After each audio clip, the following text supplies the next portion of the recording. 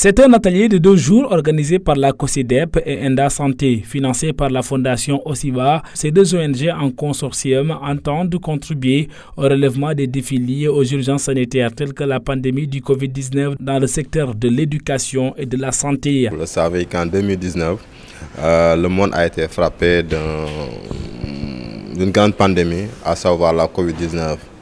Et 2 secteurs au Sénégal ont été les plus éprouvés. Le secteur de l'éducation parce que nous étions dans une année scolaire très apaisée et le secteur de la santé parce que tout malade en tout cas se rend à l'hôpital. Et le traitement aussi de la pandémie était réservé au secteur de la santé.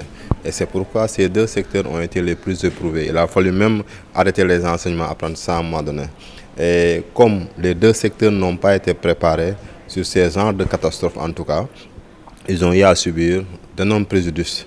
Et c'est dans ce cadre que 2 entités, Enda Santé et la COSIDEP, au niveau national, ont convenu qu'il fallait en tout cas trouver des moyens, des voies pour que vraiment de telles pandémies, si ça existe, de telles catastrophes, si ça arrive, que les gens soient suffisamment préparés à faire de la résilience. L'objectif général de cet atelier regroupant une trentaine de participants est de renforcer les capacités des professionnels de l'éducation et de la santé sur les techniques de sensibilisation, de communication et de gestion de crise. Nous vivons au sein d'une communauté.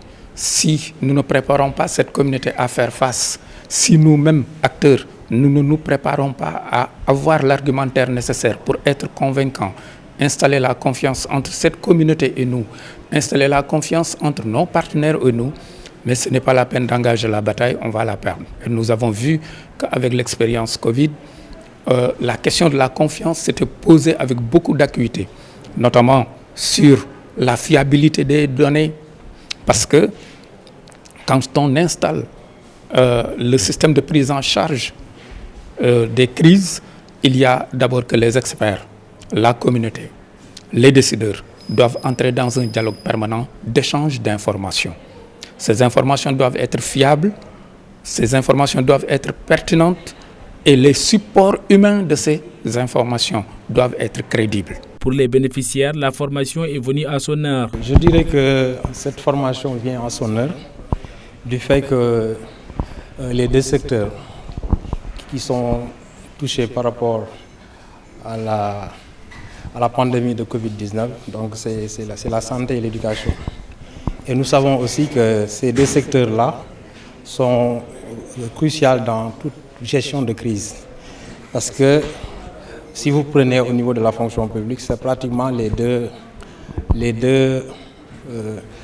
secteurs où il y a plus d'agents au niveau de l'État. Cette formation durera 2 jours et regroupe plusieurs acteurs de l'éducation et de la santé issus des 3 départements de la capitale sud du pays, que sont le département de Ziguinchor, Bignona et Oussouye.